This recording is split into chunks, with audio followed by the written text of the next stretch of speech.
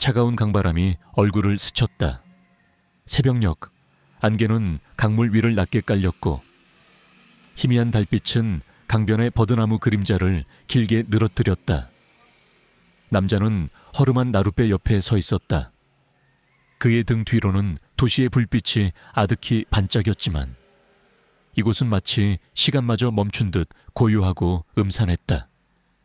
그는 품에 안고 있던 2개의 작은 꾸러미를 내려다보았다. 희고 부드러운 천에 쌓인 아기들은 세상 모르고 깊은 잠에 빠져 있었다. 쌍둥이였다. 핏줄이 닿는 순간부터 그의 삶을 옥죄기 시작한 끔찍한 족쇄이자 동시에 그가 가진 모든 부와 명예를 한순간에 무너뜨릴 수 있는 치명적인 증거였다. 그의 손은 미세하게 떨렸지만 눈빛은 흔들림 없는 얼음처럼 차가웠다. 이 밤이 지나면 모든 것이 없었던 일이 될 터였다. 완벽하게 남자는 주변을 살폈다. 인적이 드문 강변은 적막했다. 그의 시선이 문득 멀리 떨어진 곳에 묶여있는 늙은 말에게 닿았다.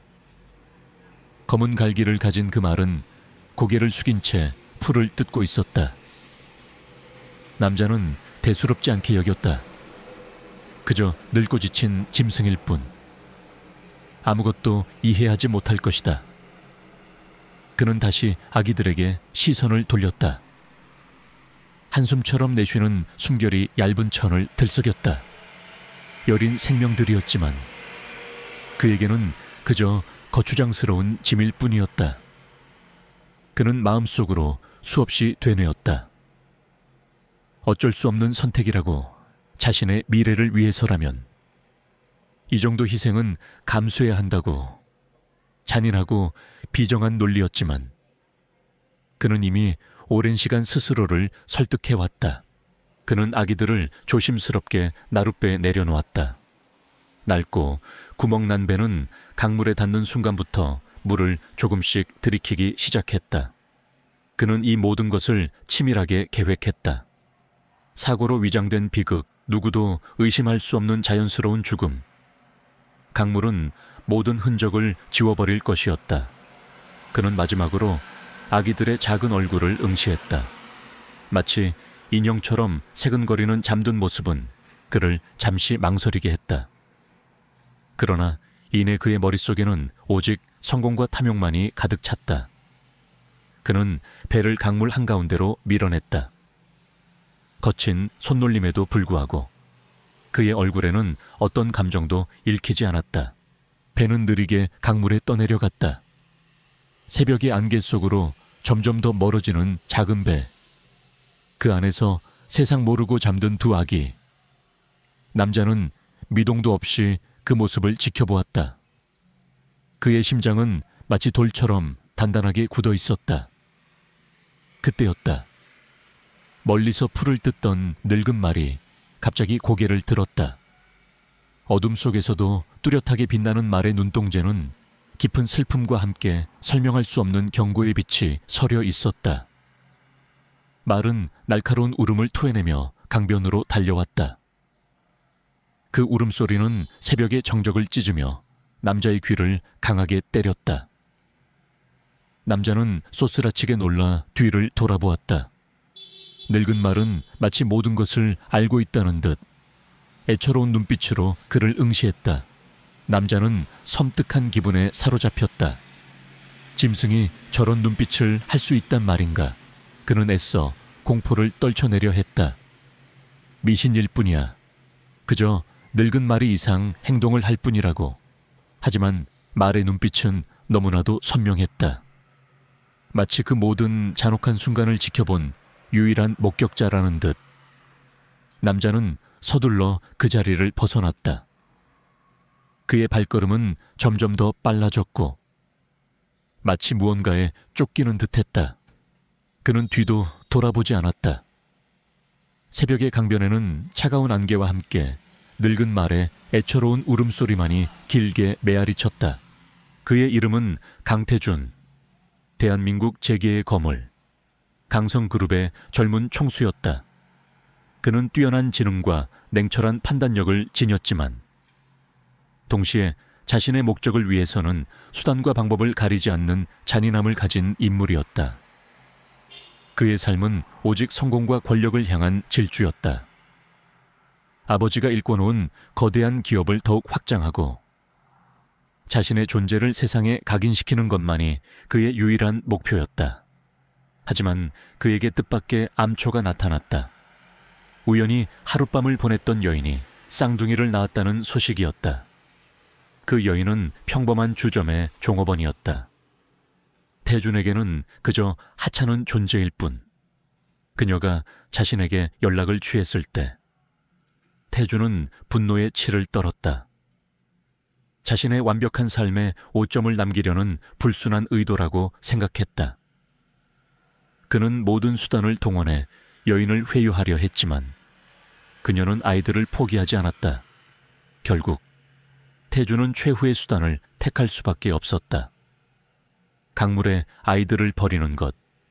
그것만이 자신의 완벽한 삶을 지키는 유일한 방법이라고 믿었다. 태준은 자신의 고급 승용차에 몸을 실었다. 운전석에 앉은 그는 차가운 시트로 등 뒤에 땀을 식혔다.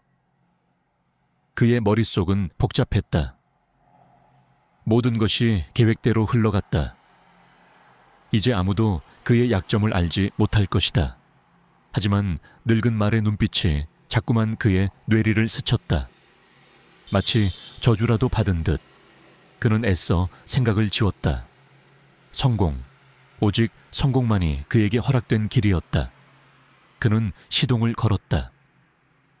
굉음을 내며 질주하는 차는 새벽의 도로를 가르며 어둠 속으로 사라졌다. 강태준은 자신이 벌인 일이 어떤 파국을 불러올지, 그리고 그 파국이 늙은 말의 눈빛처럼 자신을 영원히 쫓아다닐 것이라는 사실을 전혀 알지 못했다. 한편 강물에 떠내려가던 나룻배는 예상보다 훨씬 더 느리게 가라앉았다. 작은 구멍들은 강물의 무게를 견디지 못하고 점점 더 벌어졌지만 배는 기적적으로 완전히 침몰하지 않았다. 새벽 햇살이 강물 위로 쏟아져 내릴 무렵 배는 강하류의 한적한 어촌마을 근처까지 흘러들었다. 낡고 허름한 어선들이 정박해 있는 작은 포구. 그곳에는 새벽부터 조업 준비를 하던 한 노인이 있었다. 그의 이름은 박노인. 평생을 강과 함께 살아온 그는 오늘도 변함없이 새벽 공기를 마시며 그물을 손질하고 있었다.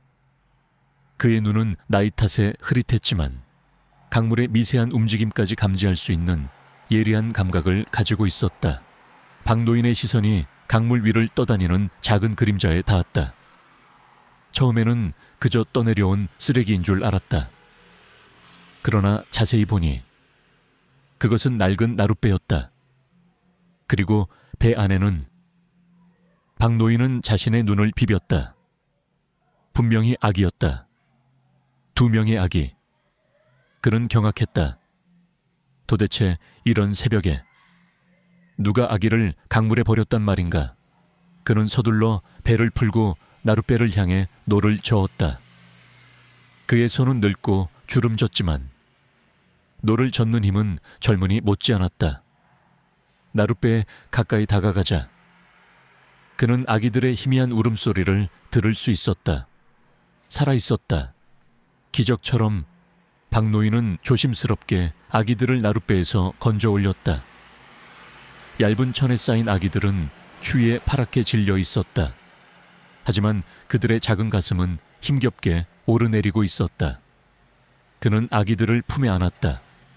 따뜻한 온기가 그의 낡은 심장에 스며들었다. 그는 평생 자식 없이 살아왔다. 외롭고 쓸쓸한 삶이었다. 그런데 지금 그의 품에는 2명의 작은 생명이 안겨 있었다. 그는 눈물을 흘렸다. 기쁨과 슬픔, 그리고 알 수 없는 운명적인 예감이 뒤섞인 눈물이었다. 그는 아기들을 자신의 집으로 데려갔다. 낡은 오두막집이었지만 그 안에는 따뜻한 온기와 함께 새로운 생명이 깃들기 시작했다. 박노인은 아기들에게 수아와 수호라는 이름을 지어주었다. 아름다운 아이와 지켜주는 아이라는 뜻이었다. 그는 알지 못했다. 이 두 아이가 미래에 어떤 거대한 운명의 소용돌이를 몰고 올지. 그로부터 20년 후 강성그룹은 명실상부 대한민국 재계 1위의 기업으로 성장했다. 강태준은 이제 누구도 넘볼 수 없는 절대적인 권력을 가진 인물이 되었다. 그는 모든 것을 손에 넣었다. 돈, 이, 명예, 그리고 완벽한 가정. 그의 옆에는 아름답고 현명한 아내가 있었고 어엿하게 자란 아들이 있었다. 그는 과거의 어두운 그림자를 완벽하게 지원했다고 믿었다. 강물에 버려진 쌍둥이 아기들은 그의 기억 속에서 완전히 사라진 존재였다. 그는 철저하게 자신의 성공만을 쫓았다. 그의 삶은 겉으로 보기에는 완벽 그 자체였다. 그러나 그의 내면에는 늘 불안과 공허함이 도사리고 있었다. 가끔씩 새벽의 강변과 늙은 말의 눈빛이 그의 꿈속에 나타나 그를 괴롭혔다. 그는 그것을 그저 피곤함 때문이라고 치부했다. 한편 수아와 수호는 박노인의 손에서 맑고 건강하게 자랐다. 수아는 밝고 쾌활한 성격으로 누구에게나 친절하고 따뜻한 마음을 가진 아가씨로 성장했다. 그녀는 그림을 그리는 것을 좋아했다. 강가의 풍경, 어촌 사람들의 소박한 일상, 그리고 박노인의 낡고 정겨운 얼굴을 화폭에 담는 것을 즐겼다. 그녀의 그림에는 따뜻한 온기와 함께 강한 생명력이 느껴졌다. 수호는 수아와는 달리 조용하고 내성적인 성격이었다. 그는 일찍이 박노인의 어업을 도왔고 강물의 흐름과 바람의 방향을 읽는데 탁월한 재능을 보였다. 그는 말수가 적었지만 박노인과 수아를 향한 그의 사랑은 깊고 진실했다. 그는 언제나 묵묵히 두 사람의 그림자가 되어주었다. 그들의 삶은 가난했지만 서로를 향한 사랑과 신뢰로 가득 찬 행복한 삶이었다. 그들은 자신들이 강물에서 버려진 아이들이라는 사실을 박노인에게서 들었다. 박노인은 아무것도 숨기지 않았다. 그들이 강물에 버려진 날, 늙은 말이 자신을 이끌어준 것처럼 느껴졌다고 했다. 박노인은 늘 그들에게 말했다. 너희는 강물이 가져다 준 선물이라고. 너희를 버린 자가 누구인지는 중요하지 않다고. 중요한 것은 너희가 살아있다는 것. 그리고 너희를 사랑하는 사람들이 있다는 것이라고. 수아와 수호는 박노인의 말을 믿었다. 그들에게 박노인은 세상의 전부이자 가장 소중한 가족이었다. 그들은 자신들의 과거를 굳이 파헤치려 하지 않았다. 그들에게는 현재의 행복이 더욱 중요했다. 하지만 운명은 때로 인간의 의지보다 훨씬 더 강력한 힘을 가지고 있었다. 그들은 알지 못했다. 그들을 버린 자의 그림자가 다시 그들의 삶에 드리워질 것이라는 사실을. 그리고 그 모든 비극의 시작에는 20년 전 그 새벽, 모든 것을 지켜본 늙은 말에 슬픈 눈빛이 있었다는 것을. 수아와 수호의 삶은 여전히 강가 마을의 평온함 속에 머물러 있었다. 수아는 마을 사람들에게 그림을 가르치며 소박한 행복을 느꼈고, 수호는 박노인과 함께 강에 나가 고기를 잡으며 강물의 깊이를 익혔다. 그들의 삶은 강물처럼 잔잔하게 흘러가는 듯 보였다. 그러나 운명의 거대한 수레바퀴는 이미 움직이기 시작했다. 강태준이 이끄는 강성그룹은 신규 사업 확장을 위해 강하류 지역개발 프로젝트를 추진하고 있었다. 그들의 눈에 강가 마을은 그저 방해물일 뿐이었다. 개발 계획이 발표되자 마을에는 거대한 파도가 일렁였다. 강성그룹의 대규모 개발 계획은 마을 주민들에게 큰 충격을 주었다. 그들은 수십 년 혹은 수백 년 동안 이곳에서 삶의 터전을 일궈왔다. 강물은 그들의 생명줄이자 삶의 전부였다. 그러나 강성그룹은 보상금을 제시하며 마을을 떠날 것을 요구했다. 주민들은 거세게 반발했다. 그들에게 돈보다 더 중요한 것은 삶의 뿌리이자 추억이 담긴 고향이었다. 수아는 마을 주민들의 시위에 동참했다. 그녀는 자신의 그림으로 마을의 아름다움과 주민들의 간절한 소망을 담아냈다. 그녀의 그림은 SNS를 통해 빠르게 퍼져나갔고 대중의 관심을 끌기 시작했다. 그녀는 순수한 예술가의 마음으로 마을을 지키려 했지만 이 싸움이 얼마나 거대한 벽과 맞서 싸우는 것인지 알지 못했다. 수호는 수아와는 다른 방식으로 마을을 지키려 했다. 그는 강성그룹의 개발 계획서를 꼼꼼히 분석했다. 그는 그들의 계획에 숨겨진 치명적인 허점을 발견했다. 강 유역의 지질 구조가 불안정하여 대규모 건설은 재앙을 초래할 수 있다는 내용이었다.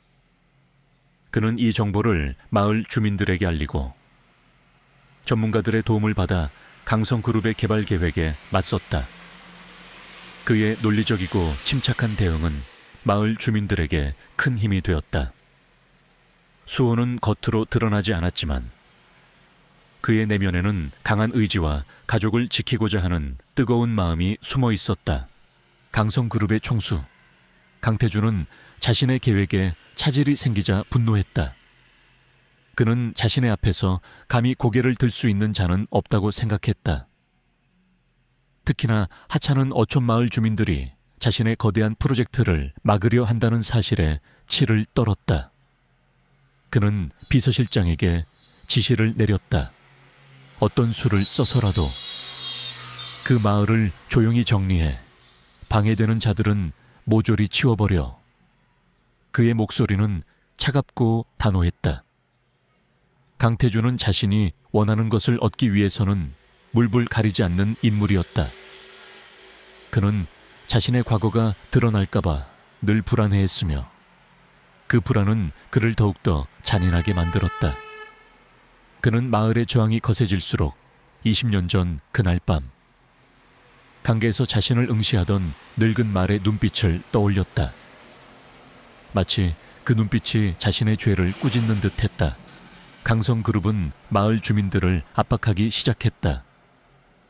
그들은 용역 깡패들을 동원해 시위 현장을 폭력적으로 진압했고 마을 주민들에게 협박과 회유를 번갈아 가하며 공포 분위기를 조성했다.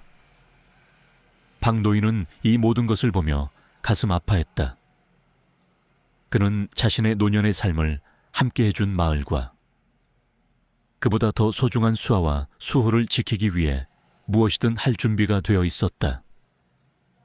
그는 쇠약해진 몸을 이끌고 시위에 참여했고 주민들에게 용기를 불어넣었다. 그의 늙은 눈동자는 강물을 닮은 깊은 슬픔과 함께 꺼지지 않는 희망이 담겨 있었다. 어느 날 밤 수아는 마을 입구에 놓인 의문의 상자를 발견했다. 상자 안에는 낡은 사진 한 장과 함께 빛바랜 아기 옷이 들어있었다. 사진 속에는 젊은 여인이 2명의 아기를 안고 있었다. 그녀의 얼굴은 흐릿했지만 수아는 본능적으로 사진 속 아기들이 자신과 수호라는 것을 직감했다. 그리고 아기 옷에서는 희미한 향기가 났다. 어딘가 익숙한 향기였다. 수아의 심장이 격렬하게 뛰기 시작했다. 그녀는 자신이 강물에 버려진 아이라는 사실을 알고 있었지만 이렇게 구체적인 증거를 마주한 것은 처음이었다. 그녀는 박노인에게 사진과 옷을 보여주었다. 박노인은 사진을 보자마자 얼굴이 굳어졌다. 그의 눈빛에는 깊은 회한과 함께 복잡한 감정들이 스쳐 지나갔다. 박노인은 마침내 모든 것을 이야기해 주었다. 20년 전 그 새벽, 그가 아기들을 발견한 순간부터 지금까지의 모든 이야기. 그는 강태준의 이름을 직접 언급하지는 않았다. 다만 아기들을 버린 자는 강성그룹과 관련된 인물이며 그가 엄청난 부와 권력을 가진 자라고만 말했다. 그는 자신이 아기들을 발견했을 때 늙은 말이 자신을 강가로 이끌었으며 말의 눈빛이 마치 모든 것을 알고 있다는 듯 슬펐다고 덧붙였다. 수아는 충격에 휩싸였다. 자신을 버린 자가 이렇게 가까이, 그리고 이렇게 거대한 권력을 가진 자라는 사실이 믿기지 않았다. 그녀는 분노와 함께 알 수 없는 슬픔을 느꼈다. 도대체 왜 우리를 버렸을까? 그녀의 마음속에는 수많은 질문들이 떠올랐다. 수호는 수아의 분노를 이해했지만 동시에 침착함을 잃지 않았다. 그는 직감했다. 이 사진과 아기 옷은 누군가가 의도적으로 보낸 것이라고. 그것은 경고일 수도 있고 혹은 진실을 밝히려는 익명의 도움이 될 수도 있었다. 그는 사진 속 여인의 얼굴을 유심히 살폈다. 그리고 여인의 옷차림에서 미세한 단서를 발견했다. 그는 이 단서를 통해 자신들을 버린 자의 정체를 파헤치기로 결심했다. 수호는 수에게 말했다. 두려워하지 마. 우리가 진실을 밝혀낼 거야. 그리고 그 대가를 치르게 할 거야. 그의 목소리에는 단호한 의지가 담겨 있었다. 강성그룹의 압박은 더욱 거세졌다. 그들은 마을의 전기와 수도를 끊었고 외부와의 통신마저 방해했다. 마을은 고립되었고 주민들은 점점 더 지쳐갔다. 수아는 절망에 빠졌다. 그녀는 자신의 그림이 아무런 힘도 발휘하지 못한다는 사실에 좌절했다. 그녀는 강가의 바위 위에 앉아 멍하니 강물을 바라보았다. 그때 강물 속에서 희미한 빛이 일렁이는 것을 보았다. 그녀는 홀린 듯 강물에 손을 뻗었다. 그녀의 손에 닿은 것은 낡고 녹슨 작은 배 모양의 목걸이였다. 그것은 마치 20년 전 그들을 태웠던 나룻배를 축소해 놓은 듯한 모양이었다. 목걸이의 뒷면에는 흐릿하게 새겨진 이니셜이 있었다. SA, 그녀의 이름의 이니셜이었다. 그리고 그 옆에는 조그맣게 새겨진 말발굽 문양이 있었다. 수아는 목걸이를 움켜쥐었다. 이 목걸이는 분명 자신과 관련된 어떤 비밀을 담고 있을 터였다. 그때 멀리서 늙은 말이 그녀를 향해 다가오는 것을 보았다. 20년 전 강태준이 보았던 그 말이었다. 말은 늙었지만 그 눈빛은 여전히 깊고 슬펐다. 말은 수에게 다가와 그녀의 손을 핥았다. 마치 그녀를 위로하고 동시에 무언가를 알려주려는 듯. 수아는 말의 눈빛에서 알 수 없는 메시지를 읽었다. 잊혀진 과거, 그리고 되찾아야 할 진실. 그녀는 목걸이를 굳게 쥐었다. 이 작은 목걸이가 자신과 수호를 둘러싼 거대한 비밀을 풀 열쇠가 될 것이라고 직감했다. 그녀의 마음속에는 분노와 슬픔을 넘어선 강한 결심이 싹트기 시작했다. 그녀는 더 이상 약한 예술가가 아니었다. 그녀는 진실을 찾아 강성그룹의 심장부로 향할 준비를 하고 있었다. 수아는 낡은 목걸이를 쥐고 잠 못 이루는 밤을 보냈다. 목걸이에 새겨진 작은 말발굽 문양과 자신의 이니셜 SA. 그것은 단순한 우연이 아니었다. 20년 전 자신을 발견한 박 노인의 이야기. 그리고 그 늙은 말의 눈빛. 모든 조각들이 맞춰지는 듯했다. 그녀는 진실을 파헤쳐야 한다는 강렬한 충동에 휩싸였다. 자신을 강물에 버린 자가 누구인지, 그리고 그들이 왜 그런 잔인한 선택을 했는지. 수아는 박노인과 수호에게 자신의 결심을 이야기했다.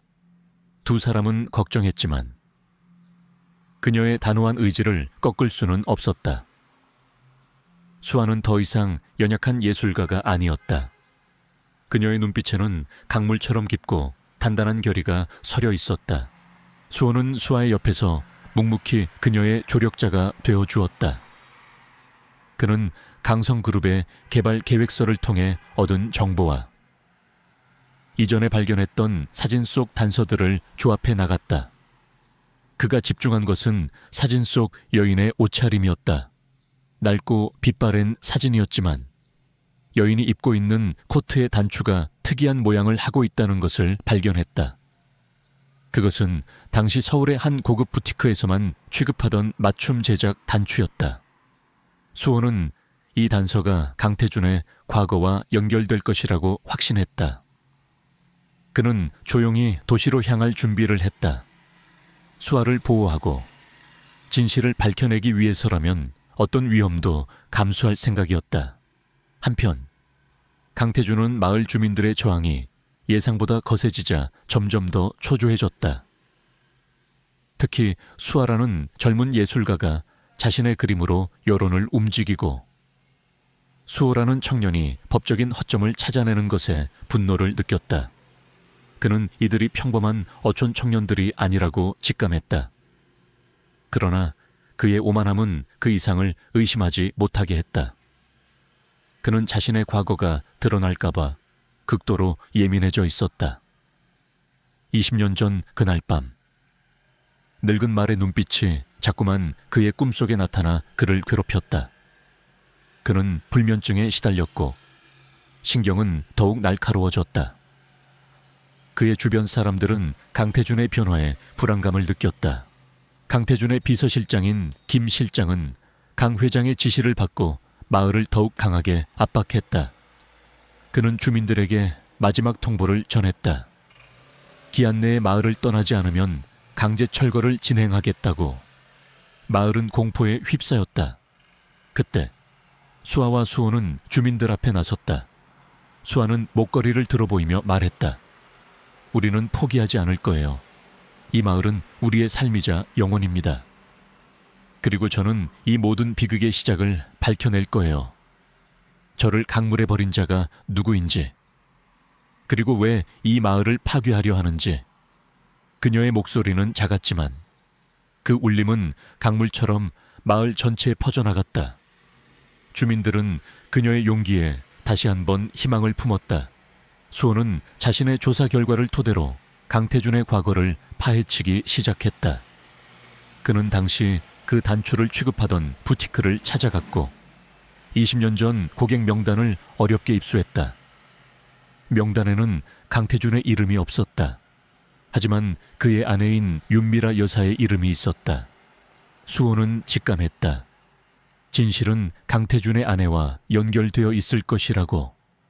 그는 윤미라 여사의 과거를 추적했다. 그녀는 강성그룹의 안주인이 되기 전 평범한 무용수였다는 사실을 알게 되었다. 그리고 20년 전 그녀에게 쌍둥이 자매가 있었다는 소문이 돌았다는 것도. 수호의 심장이 강하게 뛰었다. 퍼즐의 조각들이 하나씩 맞춰지는 듯했다. 수아는 목걸이를 들고 강변을 거닐었다. 그녀는 알 수 없는 이끌림에 이끌려 20년 전 자신들이 버려졌던 강 상류 쪽으로 향했다. 그곳에는 낡고 버려진 마구간이 있었다. 마구간 안에는 늙은 말이 한 마리 있었다. 20년 전 그 새벽, 모든 것을 지켜보았던 그 말이었다. 말은 그녀를 보자마자 고개를 들었다. 슬픔과 회한, 그리고 알 수 없는 메시지가 담긴 눈빛으로 그녀를 응시했다. 수아는 말의 눈을 통해 과거의 잔상이 스쳐 지나가는 것을 느꼈다. 어린아이의 울음소리, 차가운 강바람, 그리고 섬뜩하게 차가운 남자의 뒷모습. 그녀는 알 수 없는 고통에 몸부림쳤다. 그것은 마치 잊혀진 기억이 되살아나는 듯한 고통이었다. 말은 수아의 손에 든 목걸이를 보았다. 그리고 콧김을 뿜으며 그녀의 손목을 부드럽게 밀었다. 마치 목걸이가 향하는 방향으로 가라는 듯. 수아는 말의 인도에 따라 마구간 구석을 살펴보았다. 낡은 건초 더미 아래에 숨겨진 작은 나무 상자가 있었다. 상자를 열자 그 안에는 낡은 일기장과 함께 몇 장의 사진이 들어있었다. 일기장은 윤미라라는 이름으로 시작되어 있었다. 그리고 사진 속에는 젊은 시절의 윤미라와 그녀의 쌍둥이, 동생으로 보이는 여인이 함께 있었다. 그리고 그 여인의 품에는 갓난아기 2명이 안겨 있었다. 수아는 사진 속 아기들이 자신과 수호라는 것을 한눈에 알아볼 수 있었다. 그녀의 손이 떨렸다. 사진 속 여인은 자신의 친어머니였다. 일기장에는 충격적인 내용이 담겨 있었다. 윤밀에게는 쌍둥이 동생이 있었고 그 동생은 강태준의 아이를 임신했다는 사실이었다. 강태준은 자신의 성공을 위해 이 사실을 철저히 숨기려 했고 윤미라는 동생을 대신해 아이들을 자신이 낳은 것처럼 꾸미려 했다. 그러나 동생은 출산 후 몸이 약해져 세상을 떠났다. 그리고 강태준은 아이들을 강물에 버릴 것을 윤밀에게 강요했다. 윤미라는 처음에는 거부했지만 강태준의 협박과 강성그룹의 명예를 지키기 위해 결국 아이들을 버리는 데 동의했다. 하지만 그녀는 아이들을 참아 죽일 수 없어 낡은 나룻배에 태워 강물에 떠내려 보냈고 그들의 무사함을 빌었다. 그리고 이 모든 비밀을 일기장에 기록했다. 일기장의 마지막 페이지에는 이렇게 쓰여 있었다. 부디 아이들이 살아남아 언젠가 이 진실을 알게 되기를, 그리고 그들에게 용서를 빌 수 있기를. 수아는 일기장을 든 채 주저앉았다. 분노, 슬픔, 그리고 배신감이 그녀의 심장을 찢는 듯했다. 자신을 버린 것은 강태준이었고 자신의 친어머니는 강태준의 협박에 못 이겨 자신들을 강물에 버렸던 것이었다. 그녀는 이제 강태준과 강성그룹을 향한 분노를 넘어 거대한 진실과 마주해야 했다. 그녀의 친어머니가 살아있다면 윤미라 여사, 강태준의 아내이자 강성그룹의 안주인.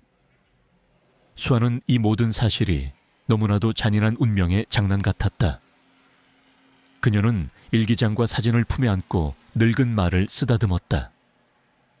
말은 그녀의 슬픔을 아는 듯 그녀의 어깨에 고개를 기댔다.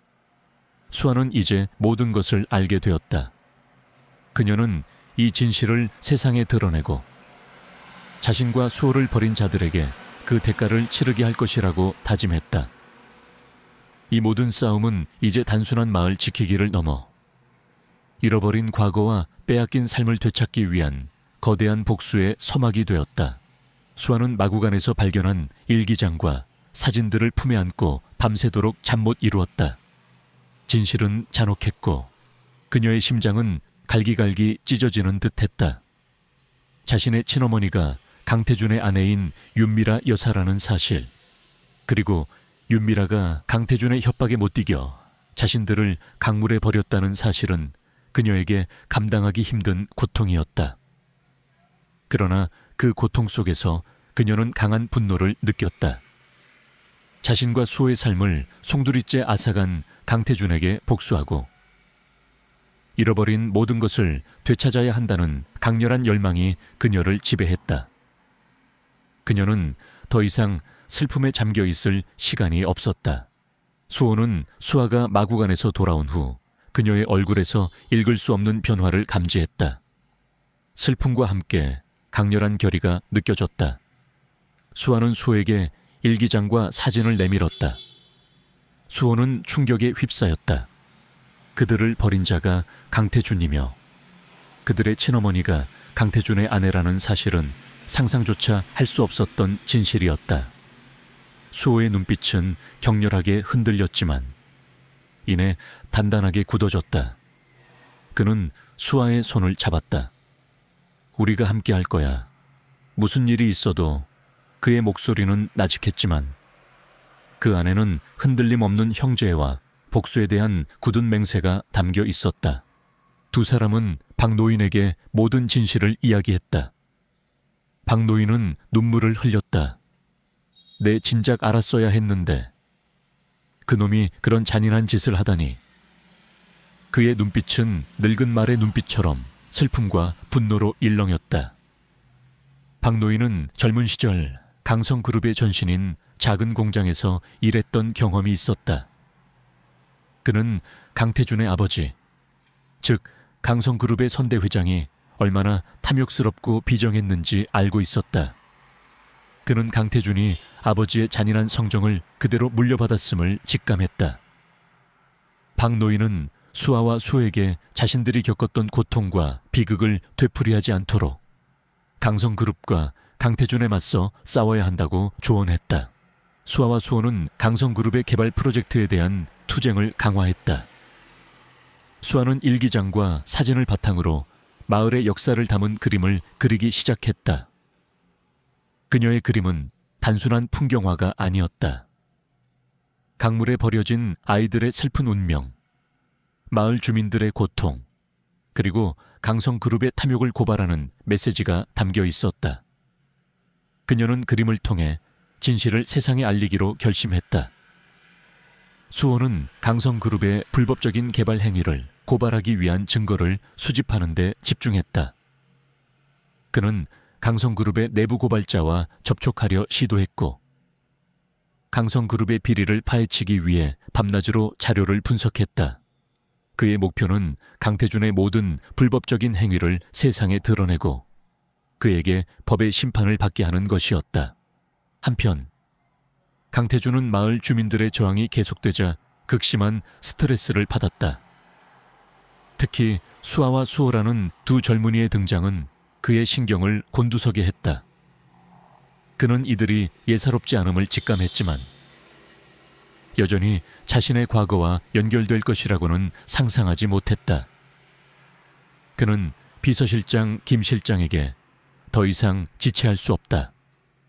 어떤 방법으로든 마을을 정리하고 그 두 명을 처리해라 라고 지시했다. 그의 지시는 이제 단순한 압박을 넘어 위협적인 수준에 이르렀다. 김 실장은 강태준의 명을 받아 마을을 향한 더욱 잔인한 압박을 가했다. 그는 수아와 수호를 미행했고 그들의 일거수일투족을 감시하기 시작했다. 김 실장의 보고를 받은 강태준은 수아가 자신의 그림으로 여론을 선동하고 있다는 사실에 분노했다. 그는 수아의 그림 전시회를 막기 위해 온갖 방해 공작을 펼쳤다. 전시회장을 대관하려 했지만 번번이 거절당했고 후원도 끊겼다. 수아는 절망했지만 포기하지 않았다. 그녀는 작은 카페에서 개인전을 열기로 결심했다. 그녀는 그곳에서 일기장과 사진을 함께 전시하여 진실을 공개할 계획이었다. 그녀의 그림은 점점 더 많은 사람들에게 알려지기 시작했고 그녀의 용기 있는 행동은 많은 이들에게 영감을 주었다. 수호는 강성그룹 내부 고발자와의 극적인 만남에 성공했다. 그 내부 고발자는 강성그룹의 재무팀에서 일하는 한 여직원이었다.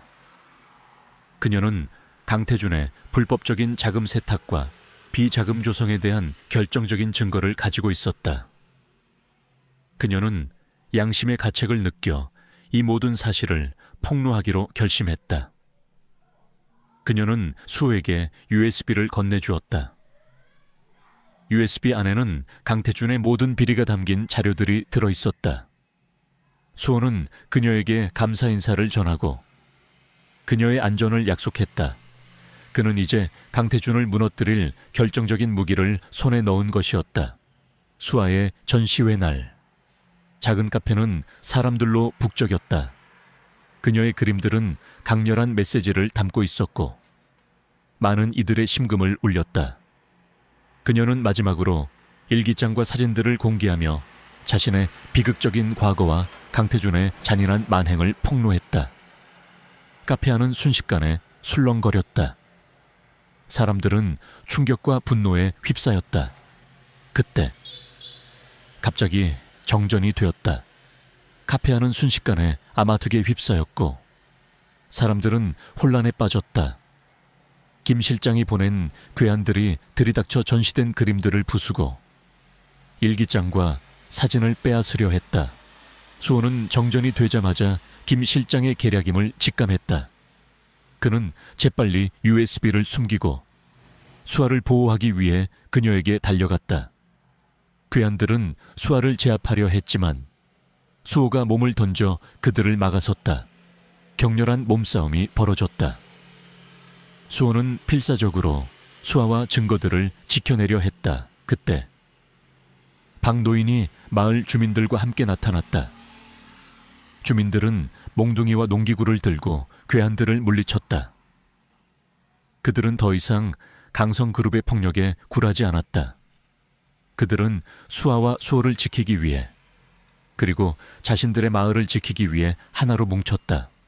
혼란 속에서 수아는 일기장과 사진들을 가까스로 지켜냈다.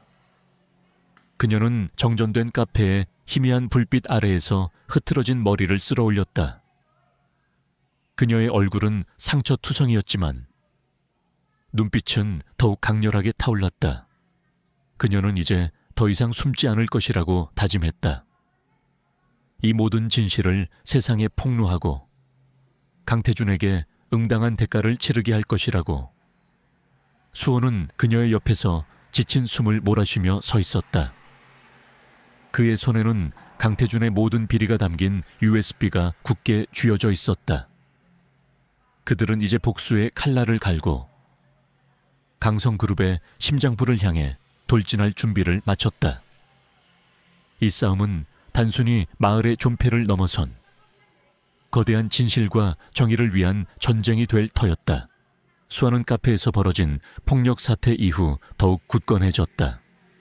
그녀의 그림은 이제 단순한 예술 작품이 아니었다. 그것은 진실을 향한 그녀의 외침이자 불의에 맞서는 용기의 상징이 되었다. 언론은 카페 습격 사건을 대서특필했고 강성그룹의 비인간적인 행태에 대한 비난 여론이 들끓었다. 수아의 이야기는 전국의 시청자들과 독자들에게 깊은 울림을 주었다. 그녀는 이제 단순한 어촌 아가씨가 아니라 거대한 권력에 맞서 싸우는 상징적인 인물이 되었다. 수호는 내부 고발자에게서 받은 USB에 담긴 자료들을 분석하는 데 몰두했다. 강태준의 불법적인 비자금 조성, 역의 탈세, 그리고 정관계 로비 의혹 등 상상 이상의 비리들이 낱낱이 기록되어 있었다. 특히 그를 경악하게 만든 것은 강태준이 강 유역 개발을 추진하면서 환경 영향 평가 보고서를 조작하고 위험한 폐기물을 강물에 몰래 방류하려 했던 증거들이었다. 수호는 이 자료들이 강태준을 무너뜨릴 결정적인 증거가 될 것이라고 확신했다. 그는 신뢰할 수 있는 언론사와 접촉하여 이 모든 사실을 폭로할 계획을 세웠다. 강태준은 언론의 문매를 맞고 여론이 악화되자 극도로 분노했다. 그는 수아와 수호가 예상보다 훨씬 더 위험한 존재임을 깨달았다. 특히 수호가 자신의 비리 자료를 확보했다는 첩보를 입수하자 그의 얼굴은 창백해졌다. 20년 전에 비밀이 드러날 위기에 처한 강태준은 광기에 가까운 집착을 보이기 시작했다. 그는 모든 수단을 동원해 수아와 수호를 제거하고 진실을 영원히 묻어버리려 했다. 김 실장은 강태준의 지시에 따라 더욱 교활하고 잔인한 함정을 파기 시작했다. 김 실장은 수호가 접촉하려는 언론사에 미리 손을 써두었다. 그는 수호에게 가짜 정보를 흘려 위험한 장소로 유인했다. 수호는 아무것도 모른 채 그곳으로 향했다. 그때 수아는 불길한 예감에 휩싸였다. 그녀는 늙은 말을 찾아갔다. 말은 흥분한 듯 발굽으로 땅을 구르며 불안해했다. 수아는 말의 눈빛에서 수호에게 위험이 닥칠 것이라는 메시지를 읽었다. 그녀는 급히 수호에게 전화했지만 전화는 연결되지 않았다. 수아는 직감했다. 수호가 함정에 빠졌다고. 그녀는 늙은 말에 몸을 싣고 수호가 향했던 곳으로 필사적으로 달려갔다.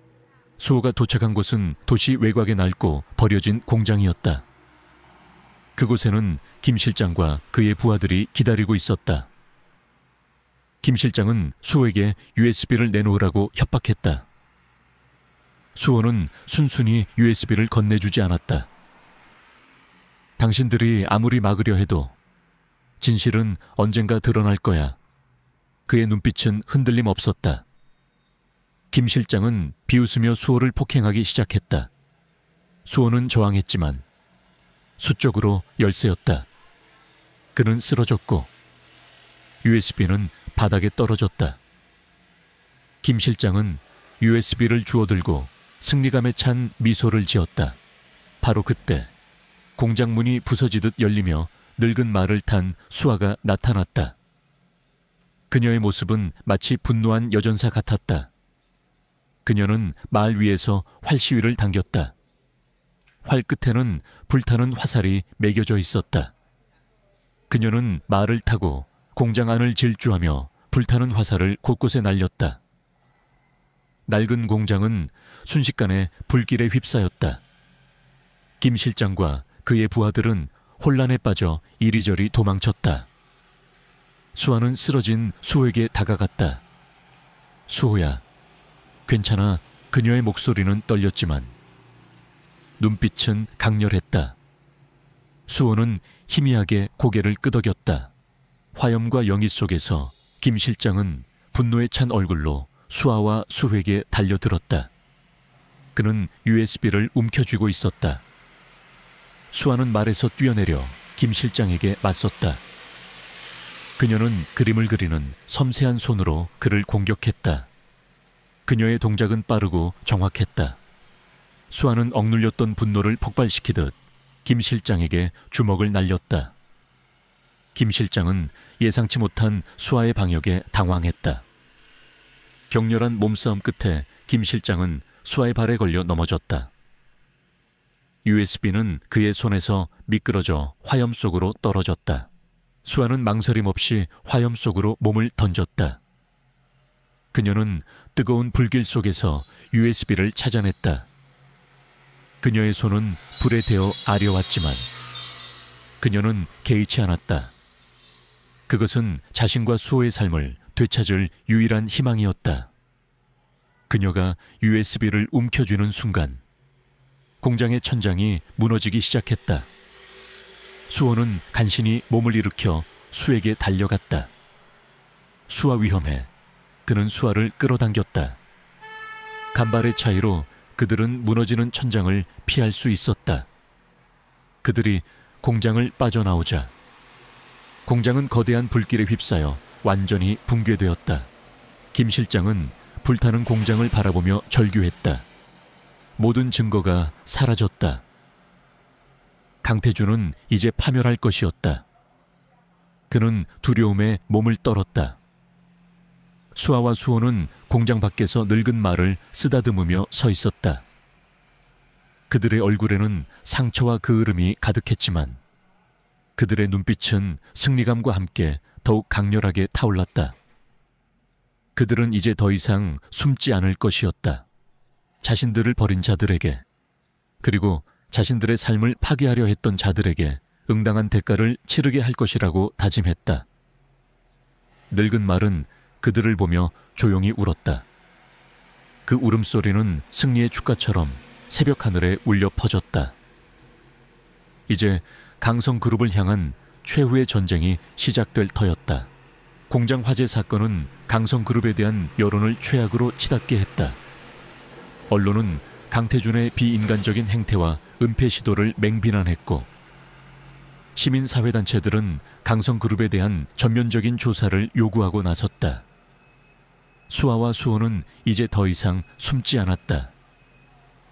그들은 용기를 내어 언론 앞에 섰고 자신들이 겪었던 비극적인 과거와 강태준의 잔혹한 만행을 낱낱이 폭로했다. 수아가 가지고 있던 윤미라의 일기장과 수호가 지켜낸 USB 속 자료들은 그들의 주장을 뒷받침하는 결정적인 증거가 되었다. 수아의 증언은 특히 대중에게 큰 충격을 주었다. 그녀는 자신이 강성그룹 총수 강태준의 친딸이며 강물에 버려진 쌍둥이 중 한 명이라는 사실을 밝혔다. 그녀는 눈물을 흘리면서도 침착하게 20년 전 그날 밤의 비극과 박노인의 따뜻한 보살핌 속에서 자란 자신들의 삶을 이야기했다. 그녀의 진심 어린 호소는 많은 이들의 공감을 얻었고 강태준을 향한 비난 여론은 걷잡을 수 없이 확산되었다. 그녀의 그림들은 이제 단순히 전시되는 것을 넘어 정의를 요구하는 목소리가 되어 사회 곳곳에 울려 퍼졌다. 수호는 기자회견에서 강태준의 모든 불법적인 행위를 폭로했다.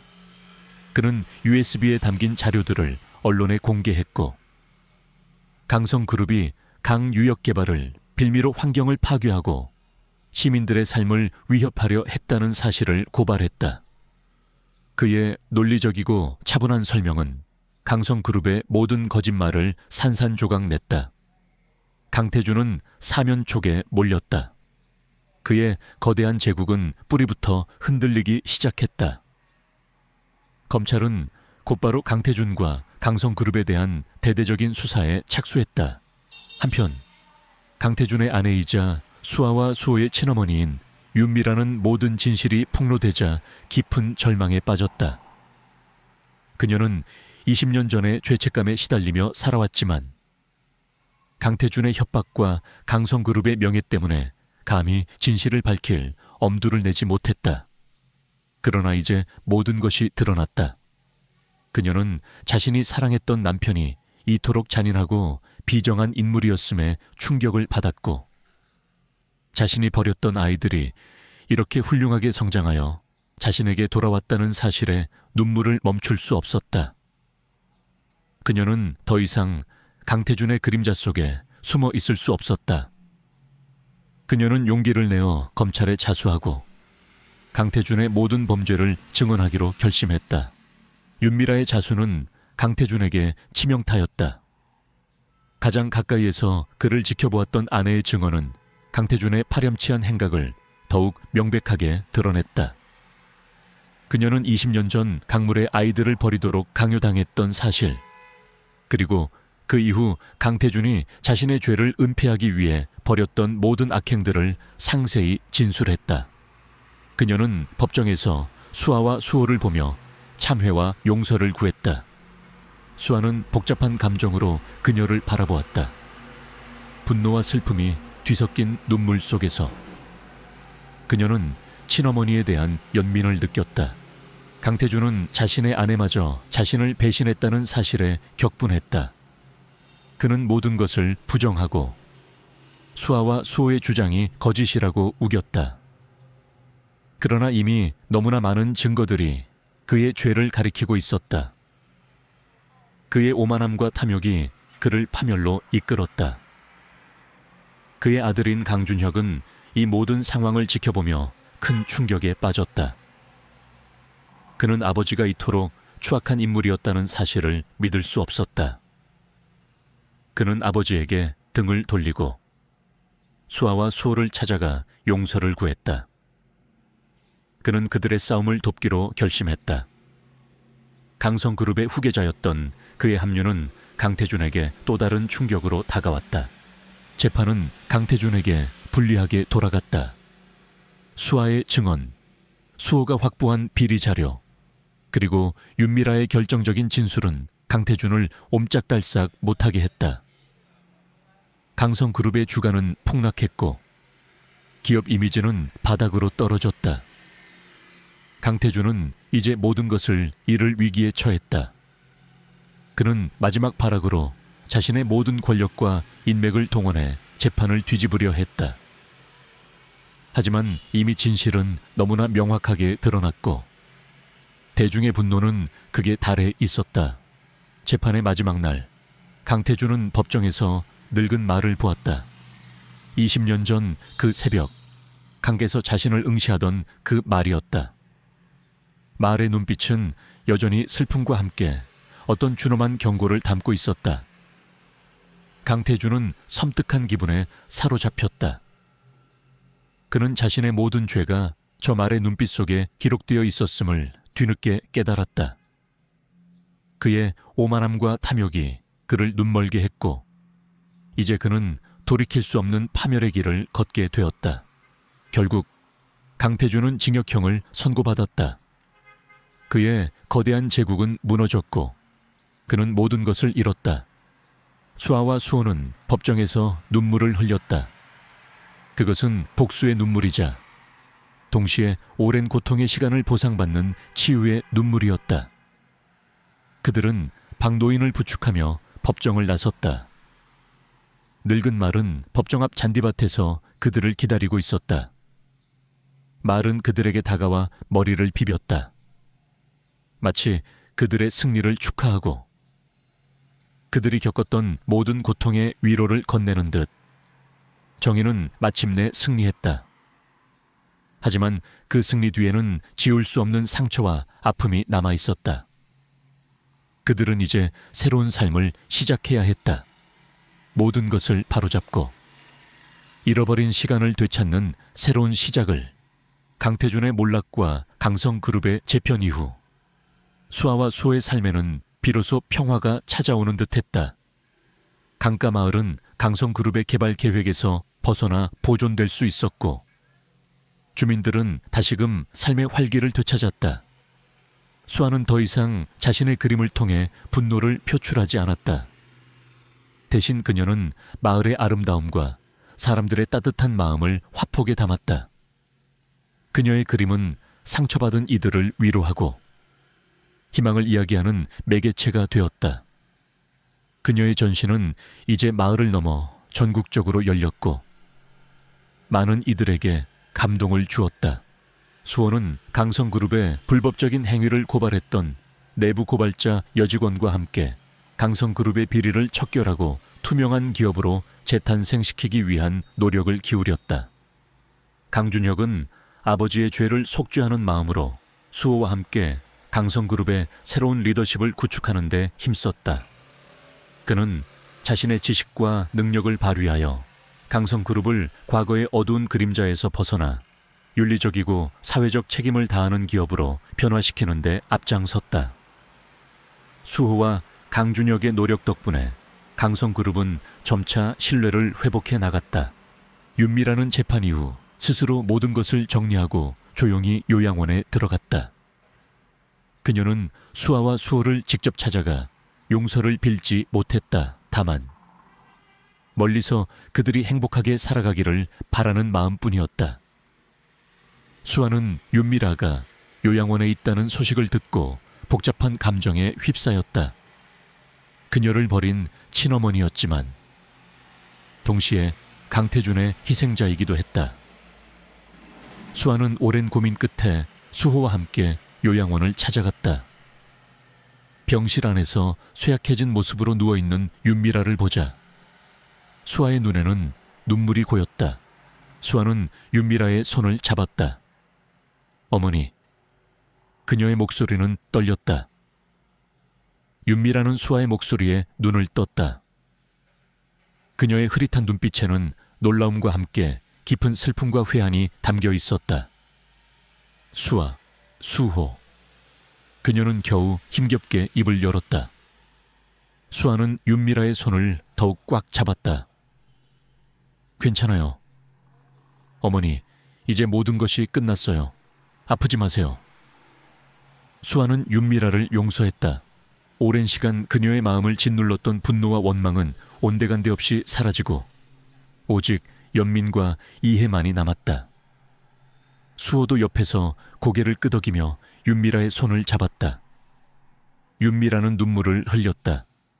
그것은 후회의 눈물이자 동시에 오랜 시간 염원했던 용서와 화해의 눈물이었다. 시간은 흘렀고 수아와 수호는 각자의 자리에서 빛을 발하며 새로운 삶을 일궈나갔다. 수아는 강가마을에 작은 미술관을 열었다. 그녀의 미술관은 마을 주민들과 방문객들에게 예술을 통해 치유와 영감을 주는 공간이 되었다. 그녀는 어린 시절부터 자신을 키워준 박노인의 이야기를 그림으로 담아내기도 했다. 박노인은 이제 쇠약해진 몸으로 침대에 누워 있었지만 수아의 그림을 보며 미소를 지었다.